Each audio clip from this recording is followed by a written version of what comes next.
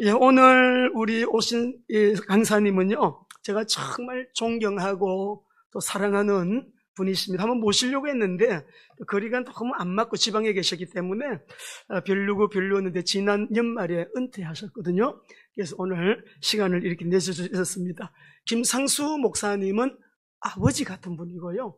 또 그 밑에 우리 김현우 목사님, 두 번째 오빠 목사님은 아주 매번 제가 좀 와서 메시지 좀 해주세요. 계속 사양하시는 분. 언젠가 우리 교회 부부가 오셔가지고 사모님과 두 분이 오셔서 뒷자리에 앉아서 예배 싹 드리고 싹 가신 분이에요. 여러분 얼굴 못 보셨을 거예요. 근데 우리 이제 제 바로 위 오빠 목사님인데 저랑 제일 친해요. 마음이 제일 잘 통하고요. 아주 제가 너무 좋아하는 우리 사모님 오셨는데 사모님 한번 일어나 주시죠. 반갑습니다. 사모님은 박수 한번 더 받으셔야 돼. 앉아 계시고 오빠가 신학교 다니실 때 사실 우리 사모님이 공부 다 시키셨어요. 고생하면서. 예, 그렇게 해서 이렇게 훌륭한 목사님이 되시도록 사모님 역할이 너무 어마무시했습니다. 한 번 더 우리 박사님. 너무 감사합니다. 제가 어마무시하다는 표현 오늘 처음 쓰는 거죠. 처음 쓰는 거예요. 예, 우리 제 바로 위 오빠 목사님이신데 너무 좋은 목사님이셔요. 예. 오늘 오셔서 우리 교회에서 아마 우리 대한민국에서 제일 아름다운 교회 광명 우리 그 계룡산 자락에 너무 아름다워서 우리 교회에서 두 번이나 수련회도 갔다 왔잖아요. 안 가신 분? 다 갔다 오셨죠? 우리 김현주 목사님 나오셔서 메시지 주실 때 큰 은혜 받는 우리 안수 집사님을 비롯해서 우리 모두 되시길 바랍니다. 나오실 때 뜨거운 박수로 모시겠습니다. 할렐루야. 제가 좀 누굴 좀 닮지 않았습니까? 예. 우리 김의경 목사님과 저는 방금 소개받으신 대로 오누이 관계지만 제가 이제 어린 시절을 가만히 회고를 해보면 우리 김의경 목사님이 모든 면에서 저보다는 능력이 좀 똑똑한 동생이었다.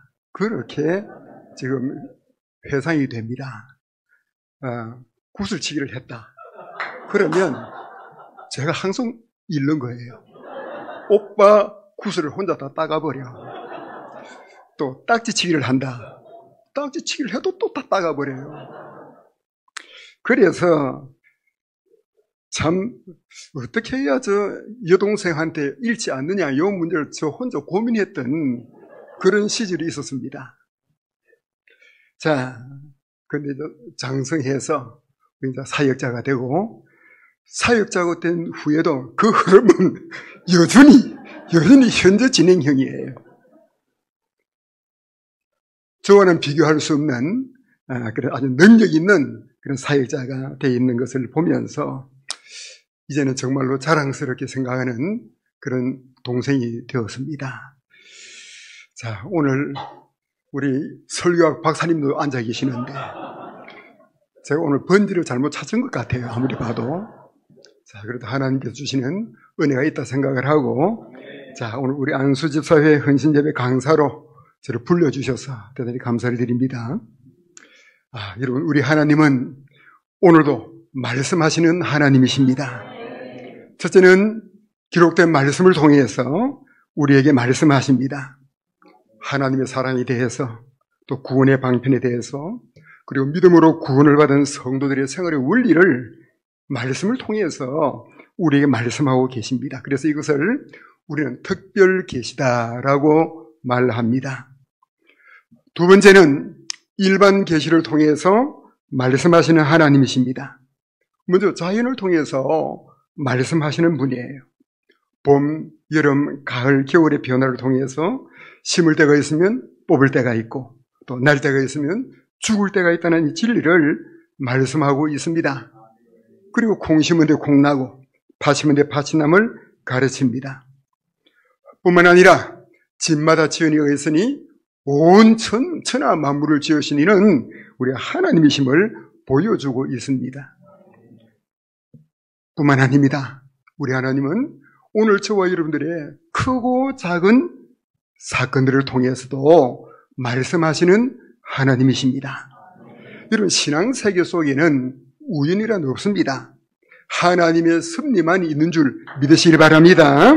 여러분, 요나가 만났던 그 풍랑이 우연한 풍랑이 아니었던 것처럼 오늘 우리 생활 주변에 일어나는 모든 크고 작은 문제들 역시도 하나님의 메시지가 담겨있는 그런 사건들로 받아서 여러분, 이런 크고 작은 사건들, 환경들을 통해서 우리에게 말씀하시고 또 하나님의 뜻을 가르쳐 주시고 영적인 잠을 깨우시는 우리 하나님이심을 믿으시길 바랍니다. 자, 오늘 본문에서 사도 바울은 기독교 신앙생활의 본질이 무엇인가에 대해서 아주 정확한 정의를 말씀하고 있습니다. 신앙생활의 본질이 무엇이라고 했습니까? 자, 우리 F-실 1번 한번 띄워주세요. 1번 성경 구절, 오늘 본문입니다. 같이 한번 읽어볼까요? 다 같이 시작. 우리가 주목하는 것은 보이는 것이 아니요 보이지 않는 것이니 보이는 것은 잠깐이요 보이지 않는 것은 영원함이니라. 그러면서 5장 1절 시작. 만일 땅에 있는 우리의 장막집이 무너지면 하나님께서 지으신 집 곧 손으로 지은 것이 아니요 하늘에는 영원한 집이 우리 있는 줄 아느니라. 할렐루야.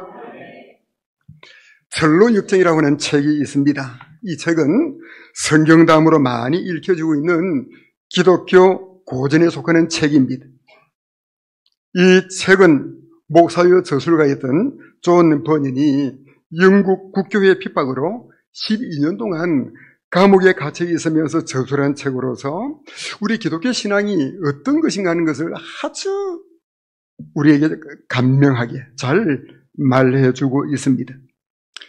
철로 1장의 내용을 보면 주인공인 기독도가 장차 망할 이 세상, 이 장망성이라고 되어 있어요. 장망성, 장차 망할 세상이라고 해서 이 세상을 떠나서 영원한 하나님 나라에 이르기까지의 순례자의 모습을 그리고 있는 책입니다.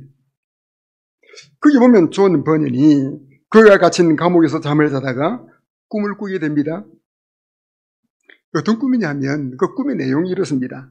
황량한 광야에서 한 사람이 남루한 옷을 입고 누더기를 걸치고 등에는 무거운 짐을 지고 손에는 책 한 권을 잡고 집을 등지고 돌아서서 그 책을 읽다가 어찌할꼬 하면서 울며 두려움에 뜨는 그런 장면으로 책이 시작이 돼요. 자, 이것은 장차 망할 성, 즉 장망성에 사는 기독도의 상태를 나타내고 있는 것으로서 장차 불로서 멸망당할 세상 속의 성도의 모습을 잘 보여주고 있습니다. 자, 여기서 이 철로육정은 신앙생활의 첫 단계를 심령이 각성하는 데서 출발해야 한다는 사실을 보여주고 있습니다. 자, 이 기독도가 읽었던 책이 어떤 책이냐? 바로 성경책이었어요. 이 기독도가 손에 성경을 가지고 있었다는 이것은 정말로 행복한 일이었습니다. 여러분, 오늘 저와 여러분들에게 하나님의 말씀인 성경이 주어졌다는 사실을 감사하시기 바랍니다. 성경은 우리의 인생의 실상을 잘 알려주는 영혼의 거울과 같습니다. 이사야서 40장 8절 보면 푸른 마르고 꽃은 시드나 우리의 하나님의 말씀은 영원히 서리라고 그렇게 말씀을 했고, 시편 119편 105절 우리 다 잘 알지요? 주의 말씀은 내 발에 뭐라고요? 등이요 내 길에 비추시니이다 라고 말씀하고 있습니다. 여러분, 참된 신앙생활은 어떤 생활이냐? 말씀의 인도를 받는 삶인 것을 믿으시기 바랍니다. 자, 그런데 무엇이 지금 기독도로 하여금 두려워하게 만들고 지금 어찌할꼬 하면서 절규하게 만들었느냐 하면 이게 바로 하나님의 말씀의 능력임을 보여주고 있는 거예요. 여러분, 우리가 말씀을 귀히 여겨야 할 중요한 이유는 말씀을 통해서 저와 여러분들이 죄인됨을 깨닫습니다. 말씀을 통해서 거듭나는 체험을 가지게 됩니다. 말씀을 통하여 회개하게 됩니다. 이 말씀을 통하여 구원의 확신을 체험하게 되지요. 말씀을 먹음으로 말미암아 믿음이 성장하게 되는 그런 은혜를 누리게 됩니다. 말씀을 통하여 영원한 하나님 소망을 발견하게 됩니다. 뿐만 아니에요. 이 말씀을 통해서, 이 말씀 무장을 통해서 사탄 마귀를 물리치는 그런 능력을 얻게 됩니다. 그래서 우리가 무엇보다도 하나님의 말씀을 귀히 여기게 될 중요한 이유를 히브리서 4장 12절 보면 하나님의 말씀은 어떻다고요? 살아있고 활력이 있어 좌우에 날아서 어떤 검보다도 예리하여 사람의 혼과 영과 및 관절과 골수를 찔러 쪼개는 그런 능력이 있다라고 말씀하고 있는 것입니다. 이 말씀이 기독徒로 하여금 회개의 눈물이 비오듯 하게 만들고, 여러분 이 말씀이 기독徒로 하여금 새로운 출발을 하게 만드는 그런 도인이 됐다는 사실입니다. 여러분, 기독徒가 지금 울고 있는 이것은 억울해서 우는 눈물이 아닙니다. 죄 때문에 괴로워하고 지금 흘리는 눈물이에요. 말씀을 통해서 말씀의 거울 앞에 자기를 비춰볼 때에 견딜 수 없는 견딜 수 없는 그런 감정의 어떤 충동을 느끼게 된 것을 보여주고 있습니다.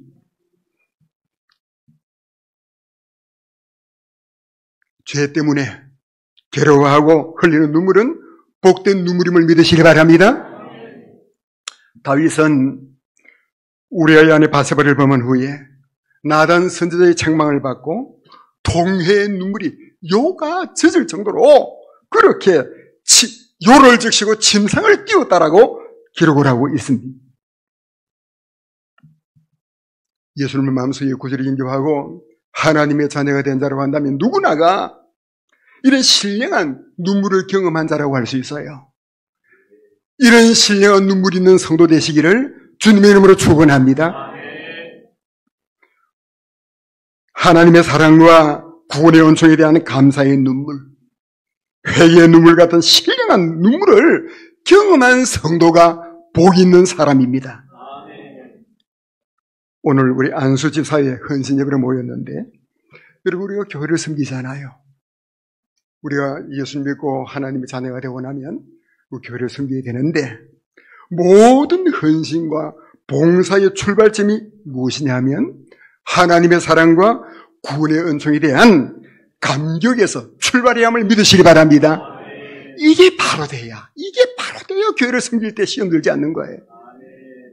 이게 바로 안 되면 그냥 여러 가지 인간적인 생각 때문에 시험에 빠지는 거예요. 우리 모두가 다 건강한 믿음의 사람 되시기를 주님의 이름으로 축원합니다. 자, 그러면 기독교가 이 성경을 통해서 무엇을 깨닫게 되었느냐 하면 자신의 실상을 깨닫게 돼요. 어떤 실상이냐? 몸에는 남루한 옷을 입은 자신의 모습입니다. 누더기를 걸치고 있는 자신의 모습을 보는 거예요. 그리고 그의 등에는 무거운 짐을 지고 있는 자신의 비참한 실상을 깨닫게 되는 겁니다. 기독교 신앙의 첫걸음은 먼저 자신이 하나님 앞에 용서받을 수 없는 죄인임을 깨닫는 자가 되어야 함을 보여주고 있습니다. 로마서 3장 23절 보면 모든 사람이 죄를 범하였으며 하나님의 영광에 이르지 못한다고 했죠. 그리고 6장 23절 보면 뭐죠? 죄의 삭은 사망이다. 그렇게 선언함으로 죄의 결과가 얼마나 무성의식하는 것을 보여주고 있습니다. 그런데 이 깨달음이 중요한 것은 이 사실을 깨달아야, 이 사실을 깨달을 때 비로소 죄인된 인생들이 십자가 앞으로 나올 수 있기 때문이에요. 이걸 깨닫지 못하면 절대 십자가 앞으로 나오지 못한다니까. 이전은 자신이 잘나고 깨끗하고 의로운 줄 알았는데 이제는 추하고 불의해서 멸망할 수밖에 없는 자신임을 깨달을 때, 그때 신앙에서 첫 단추가 딱 끼워지는 거예요. 이사야 선지자는 자신의 죄를 자각하고 나서 이사야서 1장 5절 보면 화로가 나여 망하게 되었도다라고 그렇게 절규했습니다. 이 사실을 깨달았던 사도 바울은 디모데전서 1장 15절에서 죄인 중에 내가 괴수라고 고백을 했습니다. 정리를 하면 참된 신앙생활이라고 하는 것은 나는 하나님 앞에 죄인이며 스스로는 구원에 이룰 수 없는 전적으로 부패하고 전적으로 타락한 본질상 진노의 자식임을 자각하는 데서 출발한다는 것을 잊지 마시기를 주님의 이름으로 축원합니다. 여러분 보세요.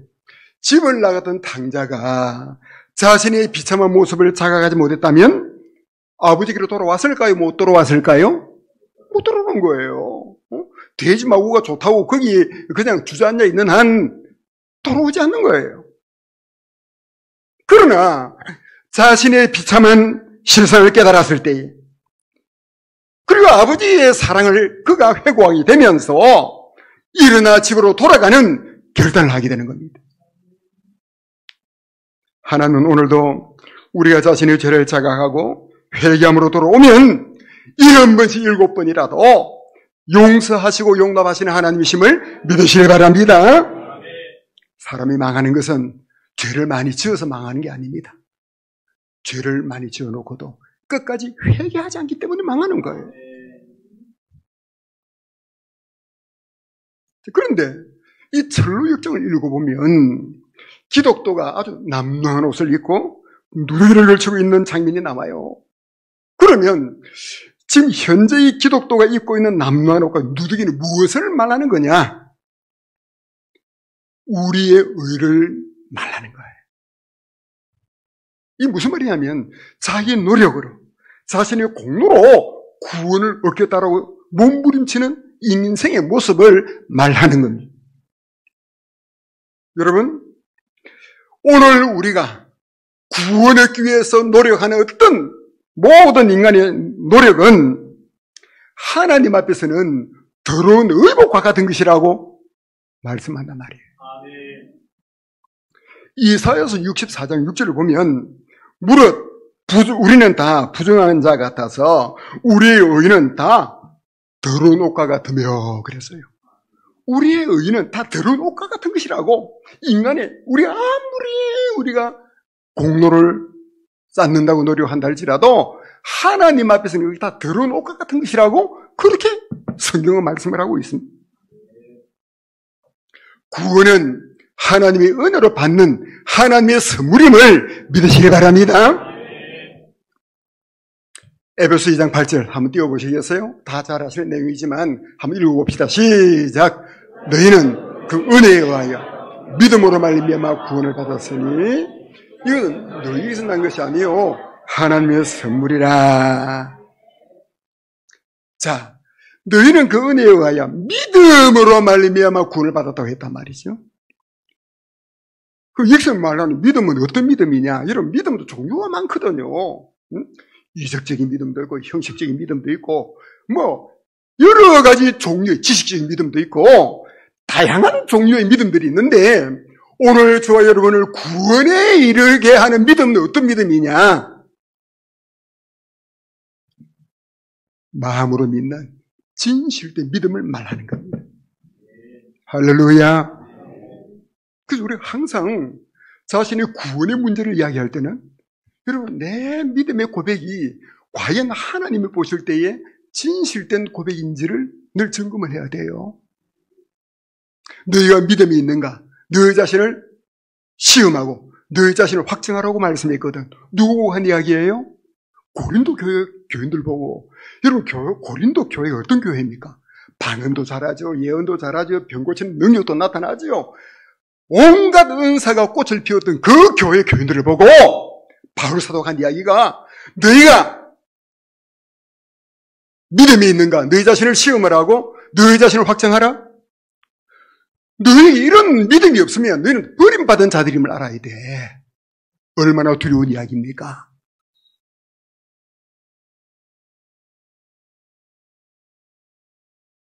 너희는 버리운 자라 그랬거든. 너희는 버리운 자.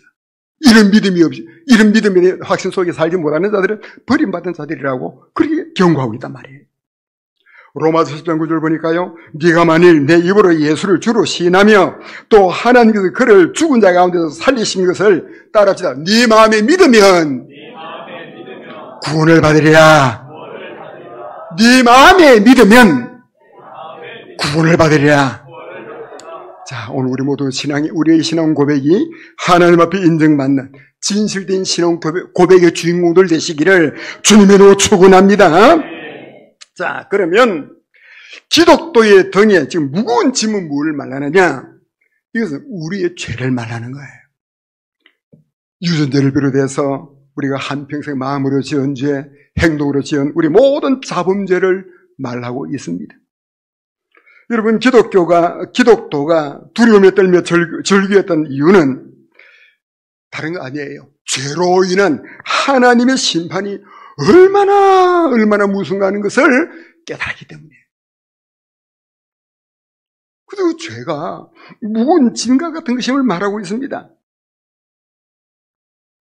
사람이 세상을 사는 동안 참된 행복과 만족은 하나님과 사람 앞에서 죄의 문제 해결되고 구원의 문제가 해결될 때 가능한 것입니다.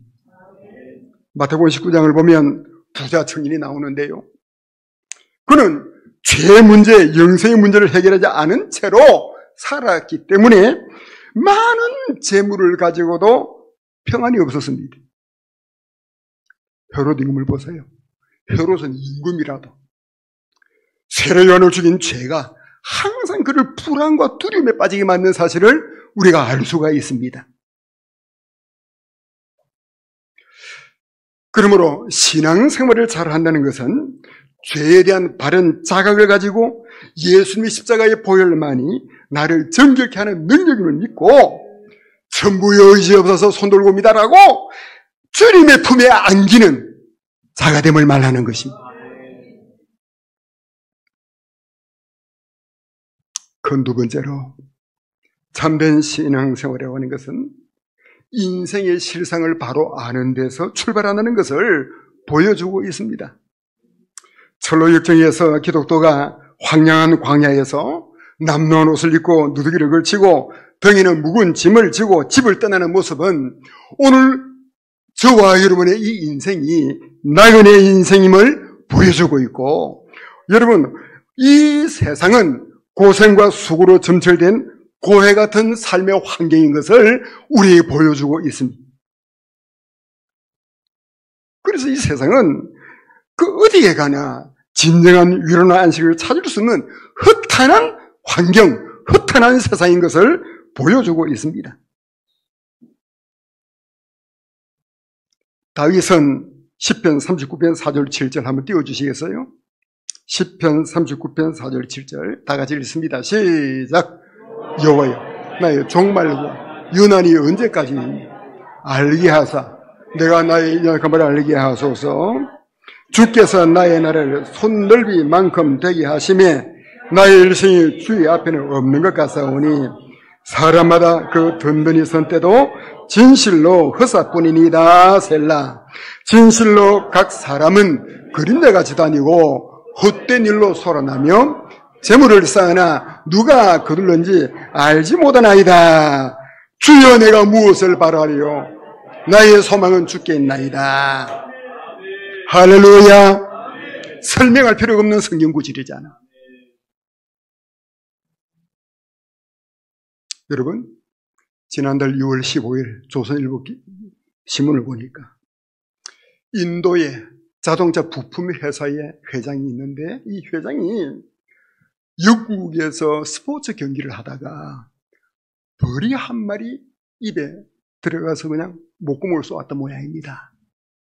알러지 현상이 나타나서 즉사했습니다.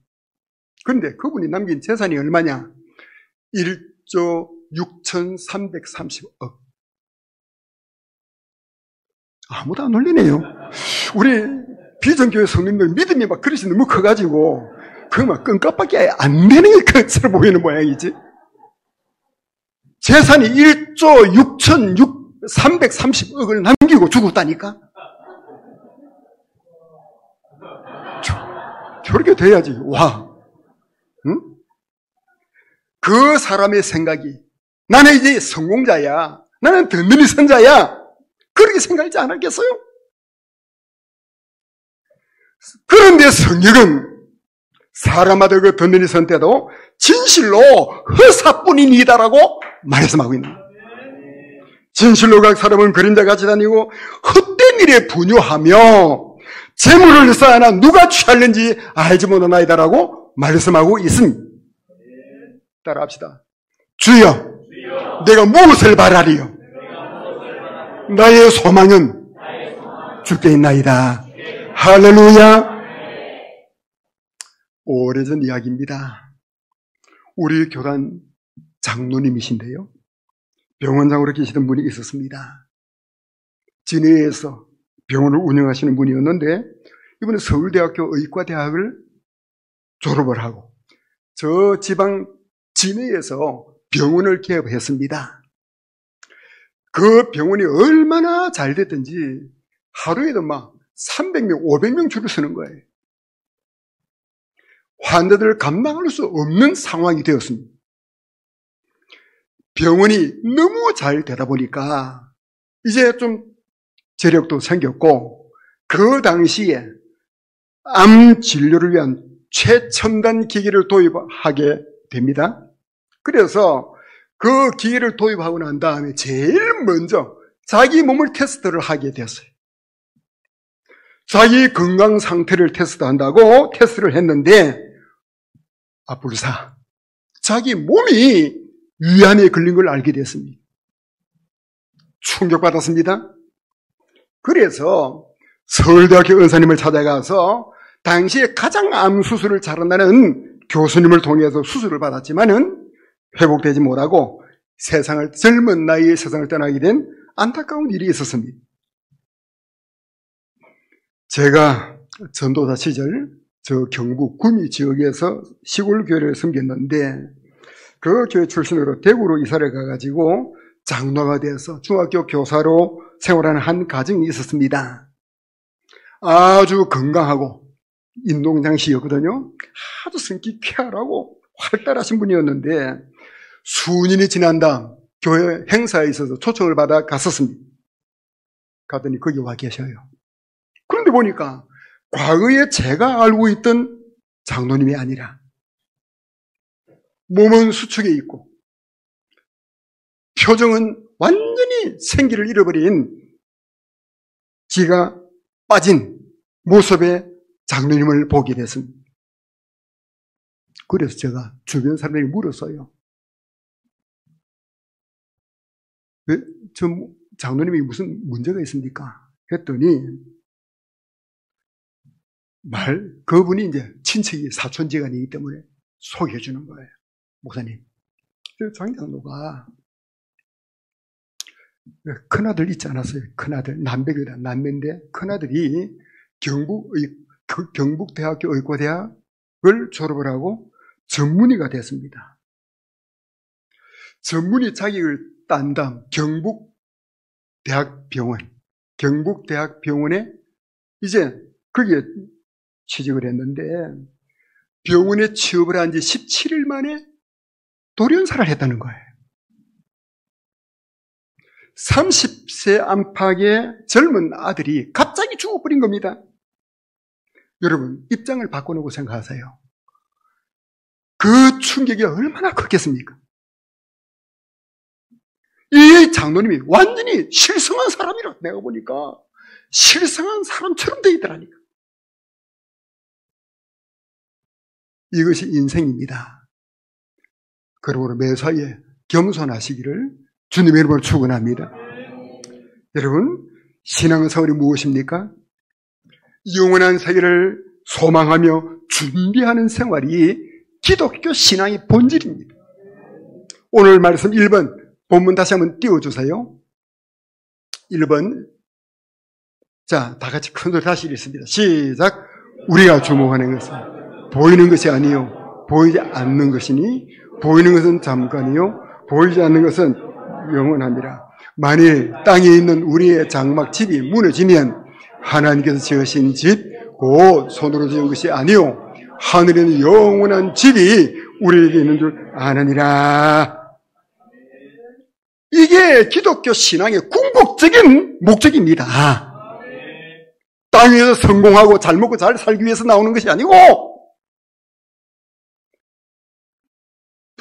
보이는 세계를 위한 것이 아니고 보이지 않는 세계를 위하여 준비하는 삶이 우리 기독교 신앙이란 말이에요.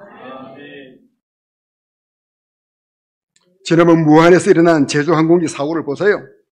눈 깜빡할 사이에 198명이 유명을 달리했습니다. 그래서 전도서 9장 11절에 보면 내가 다시 해아래서 보니 빠른 경주자들이라고 선착하는 것이 아니다라고 말씀하면서 12절 다 같이 한번 띄워주세요. 시작.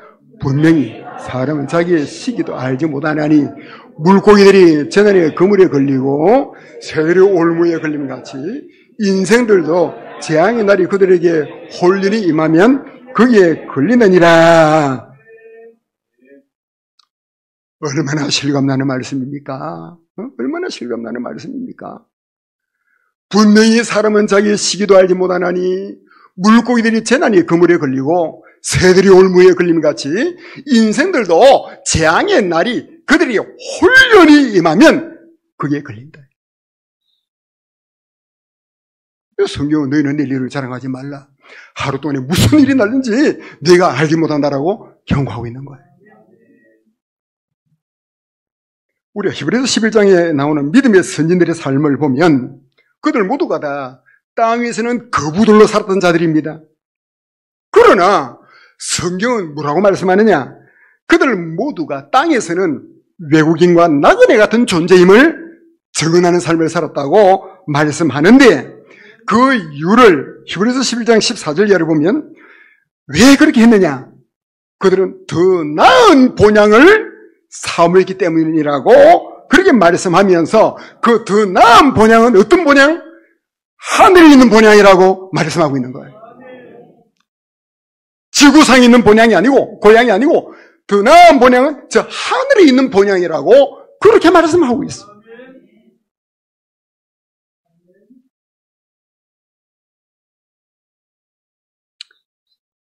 여러분은 천국과 지옥의 존재를 믿으십니까? 정말 믿으세요? 천국과 지옥은 분명히 존재를 하지만 우리 육안으로는 볼 수 없는 세계예요. 언제 볼 수 있느냐? 성도들은 죽을 때 경험하게 됩니다. 사람이 죽을 때가 되면 영안이 열리는 거예요. 영안이 열리면서 하나님 나라의 영광을 봅니다. 그리고 불신자들은 마귀와 지옥의 끔찍한 실상을 목격하게 됩니다. 그리고 서도원 집사가 순교당할 때 그랬잖아요. 영안이 열리면서 보좌 우편에 계신 예수님의 모습을 봤잖아요. 뒤엘 무디 스승 같은 분도 세상 떠날 때 하늘이 열리고 황금문을 내가 지금 들어서고 있다라고 천국의 광경을 간증하고 죽었어요. 많은 성도들의 임종시의 모습이 그것을 잘 말해주고 있습니다. 여러분, 제가 목회를 하면서 우리 교회에 홍순기라고 하는 성도가 계셨습니다. 이번에 지금으로부터 약 30년 전에 유성 온천 거리에 300억짜리 빌딩을 건축하던 분이에요. 지금으로부터 30년 전이니까 30년 전 300억짜리 건물을 짓는 사람이었으니까 대단한 재력을 가지고 있는 분이에요. 그런데 1997년도 뭐가 일어났습니까? 외환 위기가 밀어닥쳤죠. 그래서 부도가 나버린 겁니다.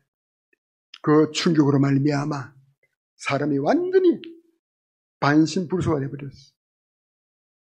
알거지가 되어버리고 있을 집이 없어서 둘째 딸이 마련해준 조그마한 아파트에서 생활하는 거예요.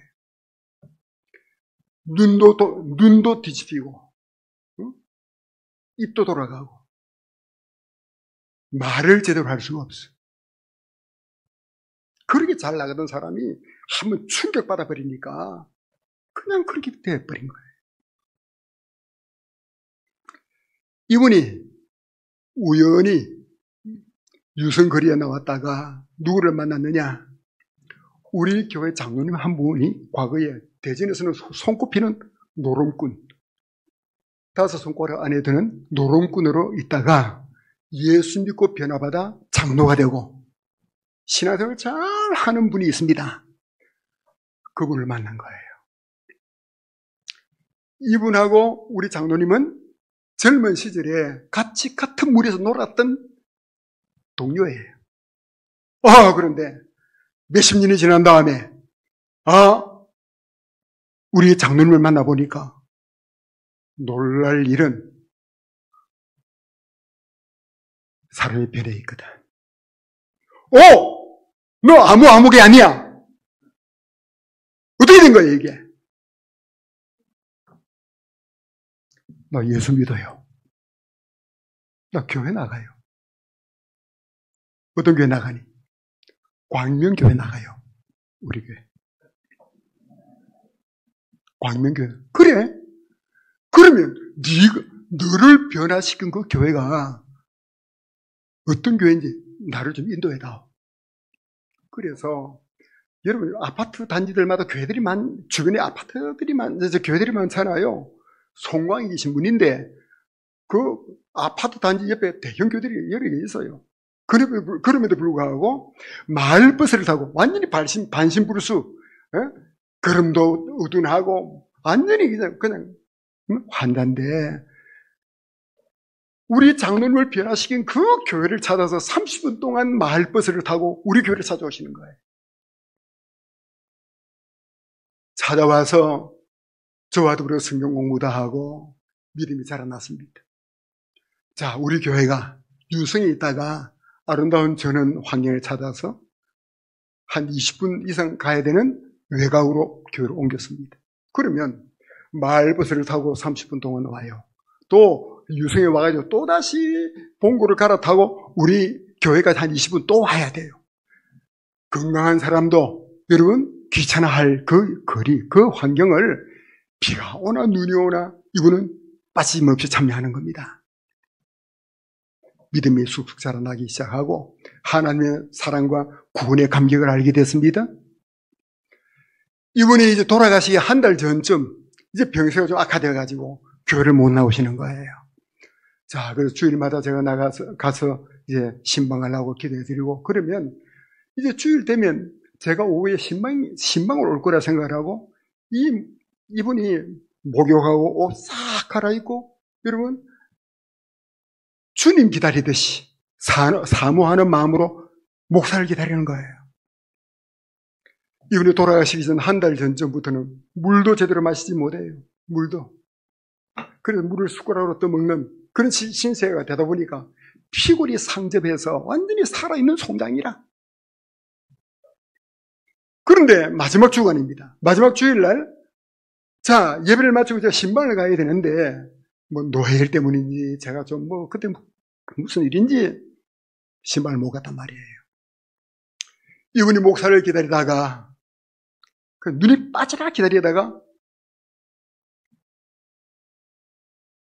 놀라운 경험을 하는 겁니다.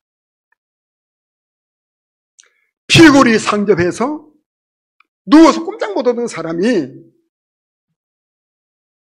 부인이 현관에 거실에서 텔레비전 연속극을 보고 있는데 벌떡 일어나서 문을 열고 나오더니 여보 나 하나님 만나서 하나님 나 누가 막아도 하나님께 갈 거야. 그럼 물 한 컵 달라고 그래야 돼. 물 한 컵. 물을 숟가락으로 떠먹던 사람이 여러분 물 한 컵을 그냥 꿀떡꿀떡 마시고 너무 기쁨이 충만해가지고 자기 부인과 하이파이브를 3번이나 하고 힘이 없어서 꼼짝 못하던 사람이 그러면서 하는 이야기가 여보 나 당신한테 빚 다 갖고 간다 그러더래요. 그게 무슨 뜻인가 했더니 이분이 하나님의 영광을 받잖아요. 영안이 열렸잖아요. 보니까 하나님 나라의 영광이 말로 표현할 수 없는 그런 광경을 그가 보고 그 죽은 송장 같았던 그 사람이 벌떡 일어나가지고 문을 열고 나오면서 기쁨이 충만해가지고 여보네 하나님 만나서 난 누가 막아도 하나님께 갈 거야. 그러면서 당신에게 나 빚 다 갖고 간다. 이게 무슨 뜻일까? 가만히 생각해 보니까 돈이 많았으니까 젊은 시절 남자가 예수 믿기 전이니까 도박하고 뭐 온갖 죄를 많이 지었겠지. 부인 속을 많이 썩였겠지요. 그런데 자기 예수 믿으면서 부인이 교회 따라 나와가지고 예수 믿고 구원받았잖아요. 그러니까 당신 나 때문에 예수 믿고 구원받은 줄 알아? 이거 내 빚 다 갖고 가는 거야. 그렇게 된 겁니다. 그래 부인이 여보 연속곡 다 마치면 내가 들어갈 테니까 먼저 들어가 주무세요. 들어가게 했습니다. 자, 연속곡을 마치고 나서 문을 열고 들어가 보니까 이미 하나님 나라에 가버린 것이. 그런 경험을 했습니다. 천국이 있습니다. 그러나 지옥도 있습니다. 여러분, 자, 우리 모두가 다 이런 믿음 가지고 살아야 합니다. 그런데 문제는 마귀는 오늘 우리로 하여금 보이는 세계가 정인 것처럼 착각하게 만든다는 사실이에요. 우리의 눈을 세상의 정욕, 안목의 정욕으로 가려놓고 영원한 세계를 바라보지 못하게 만든다는 사실입니다. 세상 허영의 마음을 빼앗기게 만들고 영적인 눈을 어둡게 만들어서 하나님 나라 위하여 준비하지 못하게 방해한단 말이에요. 정신 차리시기 바랍니다. 마지막으로 하나만 더 말씀드리고자 합니다. 이 철로 역정은 우리의 구원은 개인적인 것임을 보여주고 있습니다. 철로 역정을 보면 기독교가 혼자 길을 떠나는 거예요. 무엇을 말하는 것입니까? 구원은 철저하게 개인적인 것임을 보여줍니다. 이 믿음은 빌려오거나 빌려줄 수 있는 것이 아니에요. 마태복음 25장에 나오는 열천의 비유 역시도 이런 내용을 말하고 있지 않습니까? 기름을 빌려줬어요? 아니요, 빌려주지 않았어요. 사람은 누구나가 자기 믿음으로 구원받기 때문에 나 자신이 항상 깨어 있어야 되고 나 자신이 항상 믿음을 준비하고 있어야 함을 보여주고 있습니다. 내 믿음으로 내가 구원받습니다. 각자 하나님 앞에 개인적으로 서게 될 것입니다. 그러면 이런 말씀을 받는 저와 여러분들의 자세가 어떠해야 되느냐? 히브리서 2장 1절 한번 띄워주시기 바랍니다. 5번이죠. 자, 히브리서 같이 한번 읽어봅시다. 시작. 그러므로 우린 들은 것에 더욱 유념함으로 홀로 떠내려가지 않도록 함이 마땅하니라. 중요한 이야기예요. 오늘 우리가 들은 이 복음, 오늘 우리가 들은 이 구원의 소식, 오늘 하나님에게 선물로 받은 귀한 금보다도 귀한 믿음이 흘러 떠내려가지 않도록 정신 차려야 한단 말이지.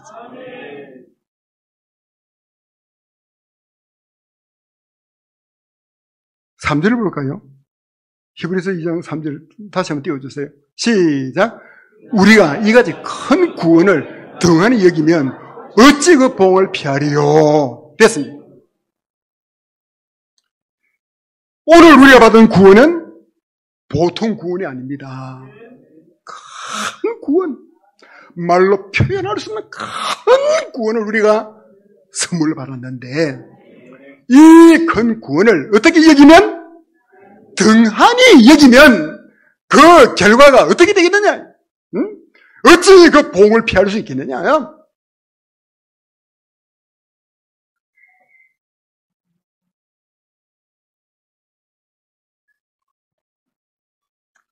믿음을 잃지 않도록 영적으로 깨어있는 여러분 되시기를 주님으로 축원합니다. 그리고 남은 여생 먹든지 마시든지 무엇을 하든지 하나님의 영광 위해서 최선을 다하는 저와 여러분 되기를 바라면서 성경 구절 한 구절 같이 읽고 마칩니다. 고린도전서 15장 58절입니다. 다 같이 시작. 그러므로 내 사랑하는 형제들아 견실하며 흔들지 말고 항상 주의 일에 더욱 힘쓰는 자들이 되라. 이는 너희 수고가 주 안에서 헛되지 않은 줄 알미라. 다시 한번 더 읽습니다. 시작. 그러므로 내 사랑하는 형제들아 견실하며 흔들리지 말고 항상 주일에 더욱 힘쓰는 자들이 되라. 이는 너희 수고가 주 안에서 헛되지 않은 줄 알미라. 할렐루야. 기도하겠습니다.